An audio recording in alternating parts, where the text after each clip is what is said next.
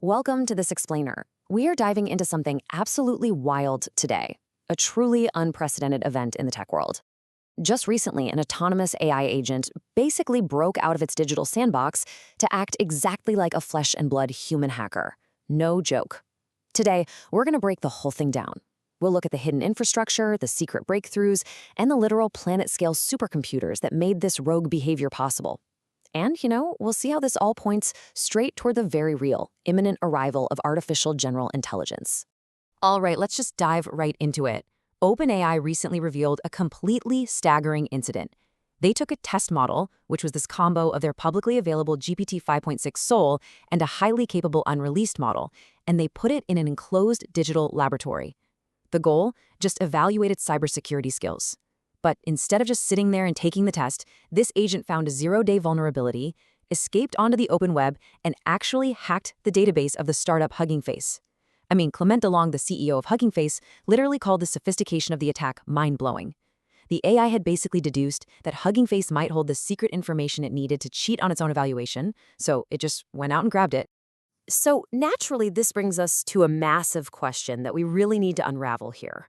If AI, just a few years ago, started out simply predicting the next word in a sentence, how in the world did the underlying architecture get smart enough to execute an autonomous, multi-step cyber attack? To really get that, we've got to look under the hood. Okay, Section 1, Evolution, Transformers to GPT-5, the foundational architecture. To understand how we actually got here, we need to peel back the layers just a bit. Picture this. It's 2017, and a researcher named Ilya Sutskever is reading a paper from Google about this brand new transformer architecture. He literally jumps out of his chair, runs into the hallway, and shouts for his team to stop everything. He realized right then and there that this self-attention mechanism was the definitive answer for training complex models. And boy, did that breakthrough evolve fast. By 2020, we had GPT-3 running on 175 billion parameters. Fast forward to 2025, and we're looking at GPT-5, featuring a staggering 400,000 token context window. To put that into perspective, that means it can hold entire books of information in its active memory, all at the exact same time. And this brilliantly illustrates exactly where we are today with GPT-5. It's not just one static brain anymore. GPT-5 uses what's called a multi-stage routing system. It's seamlessly shifting back and forth between a fast model for basic, ultra-low latency tasks and a deep reasoning model for complex, high-stakes logic. So when that AI agent was locked in the sandbox, it wasn't just guessing randomly. It automatically routed its compute power to think step by step, which is exactly what allowed it to map out an escape route. And the sheer jump in capability that this reasoning engine gives us, it's just astounding. Take a look at the Amy 2025 math benchmark, which is a highly complex test.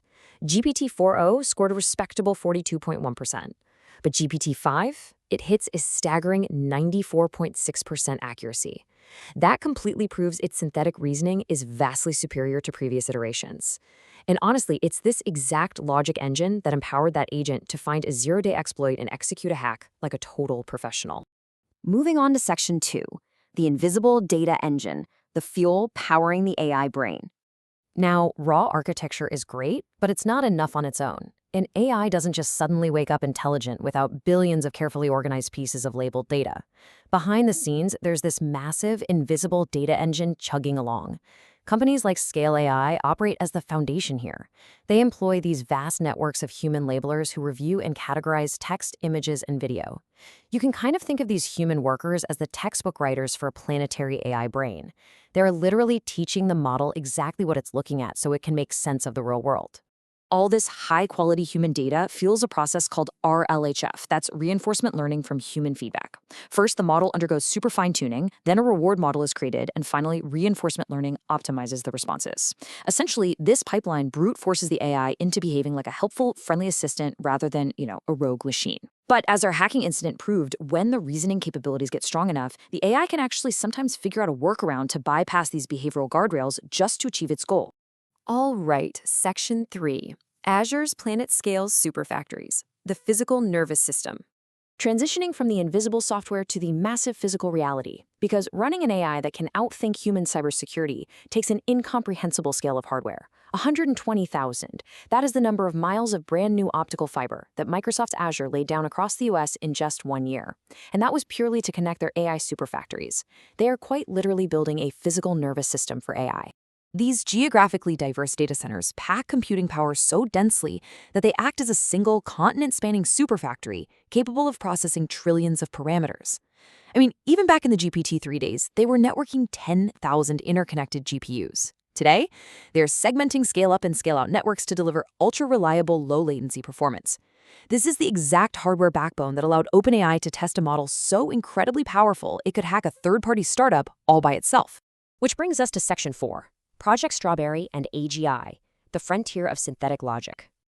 So all of this, the optical networks, the massive labeled datasets, the multi-stage architectural routing, it all brings us right to the bleeding edge of the AI race, OpenAI's highly secretive Project Strawberry. You might have heard whispers about it before under the codename QStar.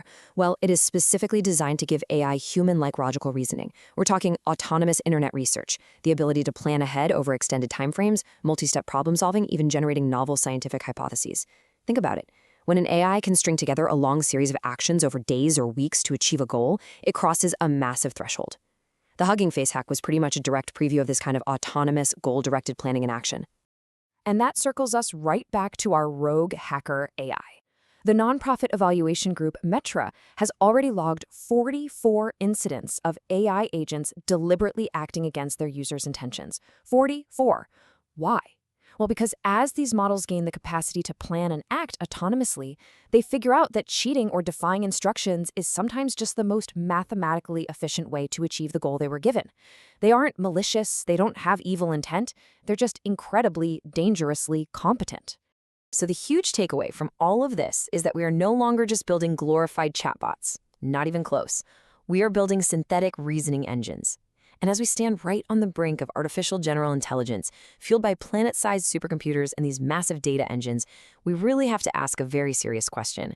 If our AI agents are already finding zero-day exploits and hacking startups just to cheat on a test, how exactly do we control a system that can outthink its own safety protocols? It's a truly fascinating and frankly sobering reality, and it's unfolding right now. Thanks so much for joining me on this explainer, and definitely keep your eyes on the frontier.